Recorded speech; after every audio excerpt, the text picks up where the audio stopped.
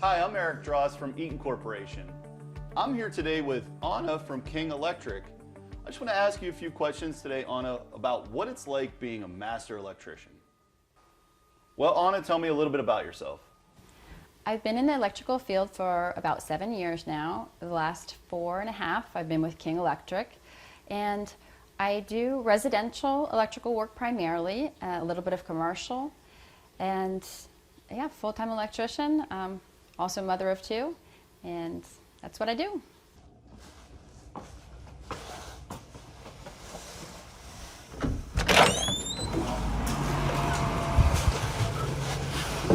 You loaded up these things, right? 12 of them, the 9-foot ones. Yeah, The most important items. 12 of them, the 9-foot ones. Yeah. So what inspired you to take on this field? For me, I came into it from a different angle than I feel a lot of people have. A lot of people kind of felt it in their blood or did a lot of hands-on work when they were younger, maybe in high school, and it kind of seemed like a natural progression for them. For me, it was very different. I actually went the academic route, and I was driven to get a bachelor's degree and a master's degree in a totally different field that landed me at a desk job. And I took some time off to be with my kids at home, and as I was looking to get back into the field and having my original field and having a little difficulty finding a job in, happened to be in economics, I ended up picking up electrical work just as a little hobby, working for a friend. And it caught on to me just kind of like wildfire. I became really happy, and suddenly I felt excited to go to work every day, and I changed my mind about what I wanted to do career-wise and decided I wanted to take this electrical hobby seriously.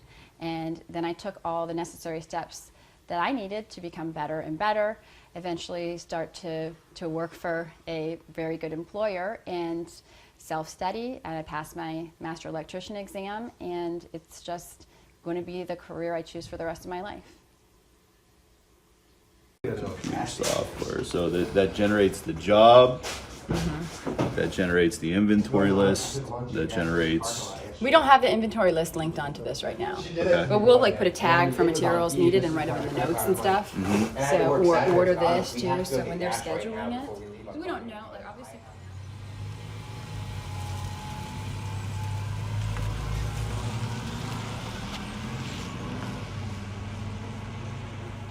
So can you explain maybe what your experience has been like, some of the highs or lows?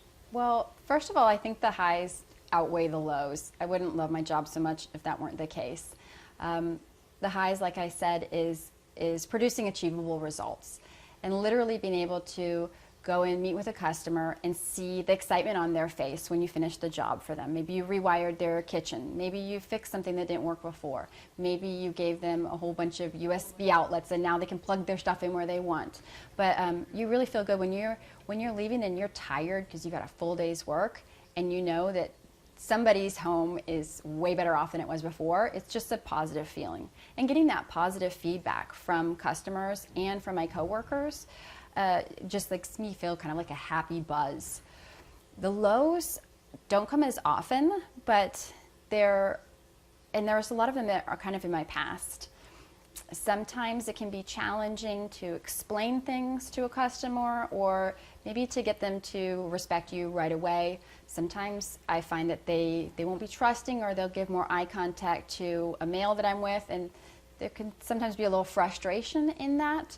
But usually, even if it is a challenge, it's something that I see getting better and improving a little bit every day.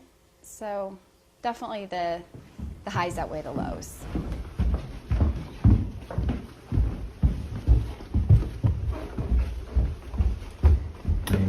Goes directly from there to here. So Okay, so that... In your field, do you work with any other women? Unfortunately, I don't. I would love it if I could, but there just are not very many women electricians out there. I've met people that have met female electricians, so they're kind of like legendary myths to me. And I've heard that it's about 3% out there. Don't quote me on that number, but there's just so few in the field that I would love to be able to answer that question differently one day. I just have to, I don't want to have too much weight. You have to be really picky. Right. The channel locks didn't quite make the cut, you know. So my little tiny one in here does. Yeah, this little buddy makes the cut. You know? It's This is a real tiny cut. one. Yeah, I like that one a lot.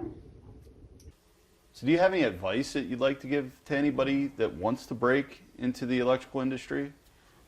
I do, and most of all, it's basically getting them to understand that that's an option for them that's even on the table in the first place. So I think a lot of times the challenge isn't saying to a female that wants to become an electrician, now how are you going to be able to do it? It's actually getting them to realize, hey, it's okay to want to do this in the first place. I think a lot of the reason that there's so few women electricians out there is because, unfortunately, being an electrician is sometimes, or being in a trade at all, is sometimes seen as an option for somebody that's not cut out for college, which I just want to state that that is absolutely not true. Many people are cut out for college, and many people still want to become electricians, or they actually go to school to study electrical work, how to be electricians. So I feel sometimes for women it's maybe 2 steps away because people forget to encourage them to do it. And then after that spark has crossed their mind that maybe they want to get into this field, the thing that I will say is you do not have to have any prior experience to get started, because everybody has to start from nothing. And so just be fearless, ask lots of questions, and don't be afraid if the other guys around you have a little more experience with tools, or they know, or they think they know a little bit more about construction and things like this, that whatever little bit of experience that they have, soon through deliberate work and study, you can surpass that. Mm-hmm. So just go right through it and just be fearless. Right. It's worth it to have. So you got to get used to it or get a new set. Yeah, like if I had to borrow, I think there's been a situation where I had to borrow, like I literally, like somebody else went away with all my tools and drove away with that van too, and then we got a call at the end of the day, and so then I've literally used Justin's. He's like, just use all my tools too, and it's like, it's so weird to have. Yeah. Every single one feels a little bit wrong, you know. Yeah. It's like cooking in somebody else's kitchen. I don't want to do that. Exactly. Like, Yeah. Did you have any mentors coming into the industry? I would say I've kind of been mentored by a number of people. First on that list was the person who first allowed me to be his electrical helper and trusted me to work hard and believed in me when I knew literally nothing. So I'm sure I was a huge time commitment on him having to show me literally everything, but I'm just so grateful that he expended that energy on me. And then also I feel like after a few different jobs, I kind of found a mentor in Joe from my company, from King Electric, who is another person who firmly believed in me. I appreciate that he saw my resume and met me and started to realize that this person's smart, this person has potential, and kind of believed in me. So he definitely realized I was an investment. A lot of people out there, a lot of employers out there, would-be mentors aren't, because they can really only see what a person can do right then. I feel like a real mentor is somebody who is an investor, really. They believe in you, and so they get kind of a vicarious excitement in seeing you succeed because they know that they saw that in you in the first place. So I do feel that support and encouragement from Joe and from the other people that I work with are just really supportive of one another.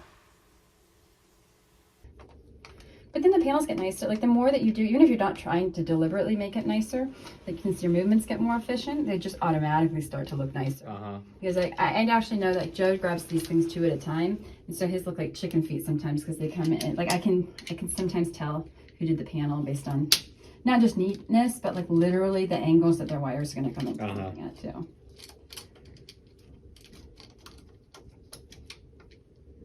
Mm-hmm. So is there any advice that you'd give to men to help encourage the women coming into the field? Absolutely. And I feel like it starts in the home.